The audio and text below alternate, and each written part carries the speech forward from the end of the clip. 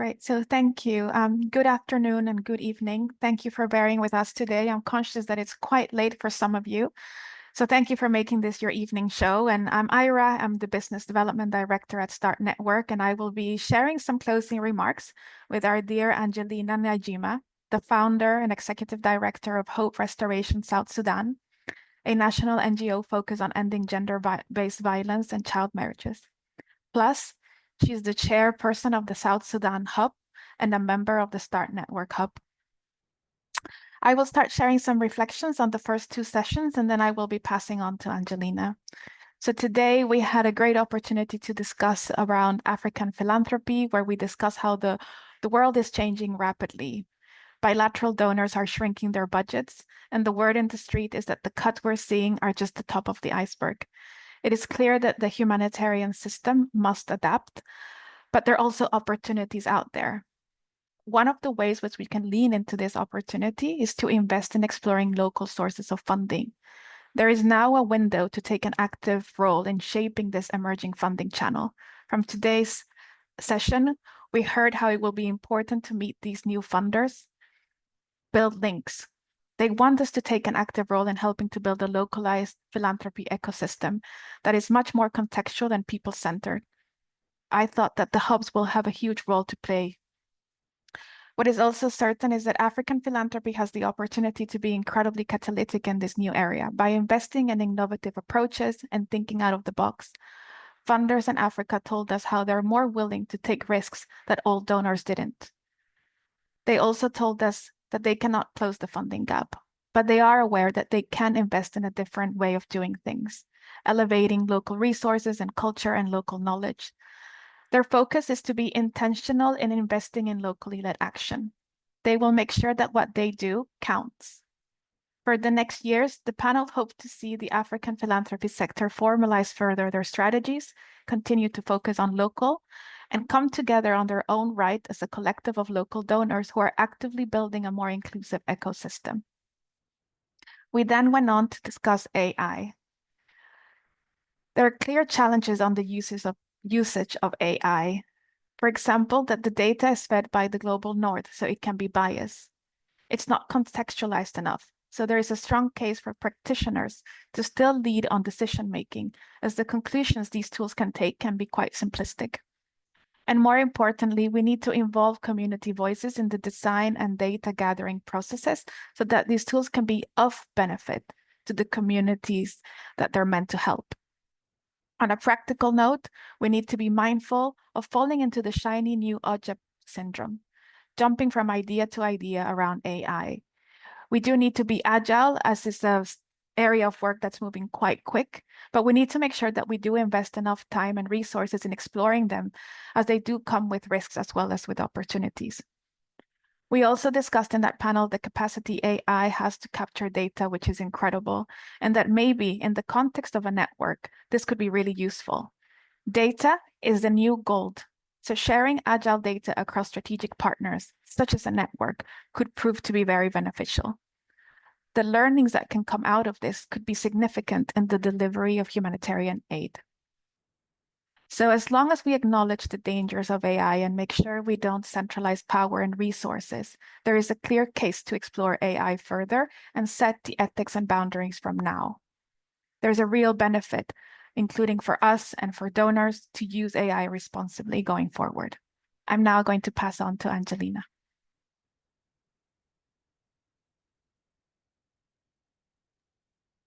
Thank you so much, Ira, for covering the two sessions and also giving overview of today, day two.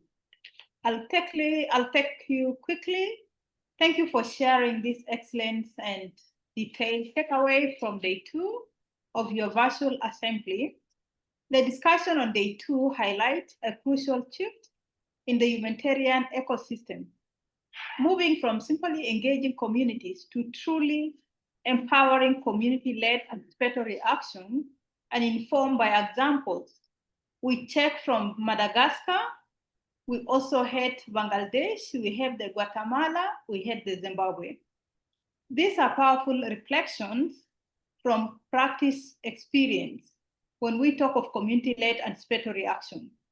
Now, our key takeaway from today focus mostly around AA, that is anticipatory action is a systemic practice, not a sporadic intervention. So what we need to focus on is around system integration. AA must become policy. Anticipatory action is not just an intervention. It needs to be embedded in policies and local governance structures.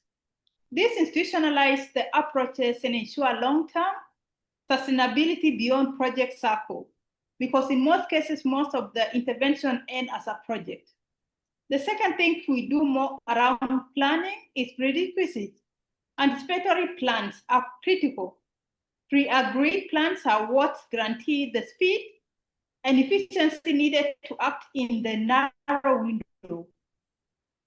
That is between the focus and the disaster, because this is the community that knows what they are going through. Then we also focus on localization and co-design. Now, community as the drivers, we are championing community-led AA, not merely engaging them, but this is a fundamental principle in effective and dignifying aid. You don't just give handouts, but they are part and center of what we are doing. Then we are also harnessing local wisdom. We must co-design triggers planned with communities. This incorporating local and indigenous knowledge, blending systemic, scientific focus with local indicators. This will lead to more accurate and trustworthy early warnings and triggers for action. Because in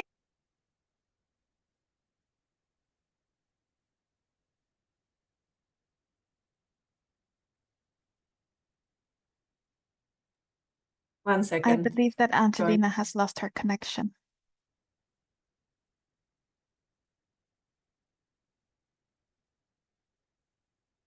I think we have her back. Angelina, can you unmute yourself, please?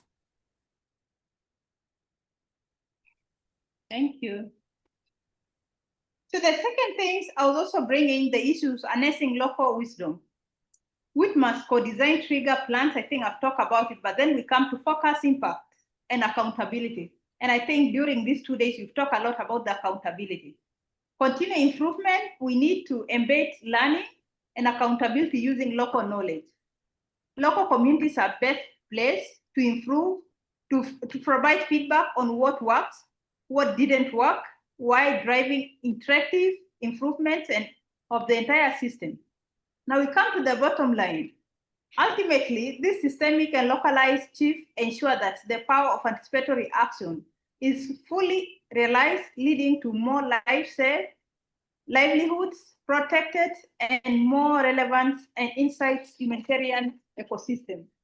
So if we acted early, a lot of communities would have been saved from either being displaced to also people that are being killed. Now, when we come to the last session, which is about the capacity building, and trust me, this thing is very close to my heart because South Sudan participates in this, and particularly my own organization. So our final session was close to my heart, as I explained, featuring representatives from South Sudan, where I also come from, and have been part of the organizational strengthening programs.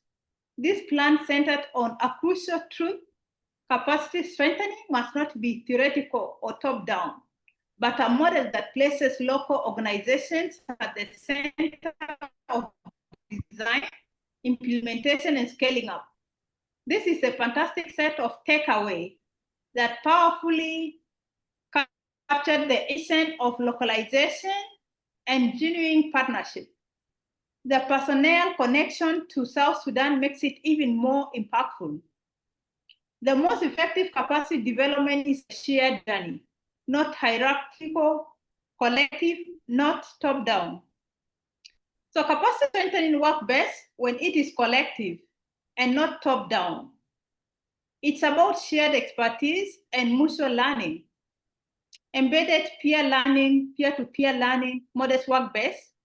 We must build models for sharing capacity that run local, and also even local to INGOs. because the capacity that local are having that also INGOs do not, and this capacity that INGOs are having and local do not.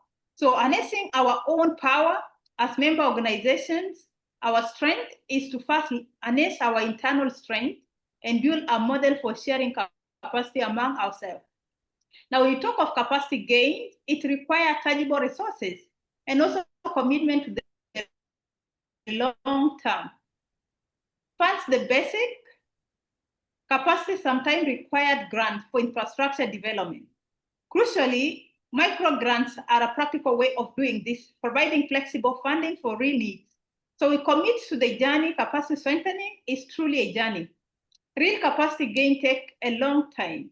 Our approach must reflect this long-term commitment, and we must fundamentally shift power and trust the process, as one of our local partners really mentioned during the presentation.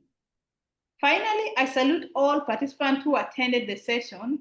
The insight, conversation, and convergence of thoughts was amazing. A special note of thanks goes to the members, panel staff, members who makes the entire assembly possible. The seamless planning and execution reflects an extraordinary effort. On behalf of START Network, particularly the Board of Trustees, we thank everyone who really take part during this 2 days journey. Over to you, Ira. Thank you so much, Angelina, and thank you for taking us through those last sessions. So as you can tell, it's been an incredible 2 days. There was a theme of the power of the collective, of the network. The key messages that I took away is that the values of solidarity, inclusiveness, and being innovative is critical right now. Not because we have to, but it's because it's what communities need. I think that if we hold these values and push the boundaries around them, there is a real chance that we're going to shift the power well, and ultimately lead us to the new area we have called for. So I would like to thank all of our fantastic panelists for the last 2 days who have helped us to curate beautifully each session. We would not be able to do this without you. And of course, the other key group is the organizing team, who have spent weeks designing the agenda, looking for speakers with staff, organizing the tech and the sites, but generally hurting all of us. So a huge thank you. And finally, we appreciate all of you who joined us and were here with us. We will see some of you in person in 2 weeks, but for others, we will see you next year. Gracias, buenas noches, and let's keep fighting the good fight. Take care.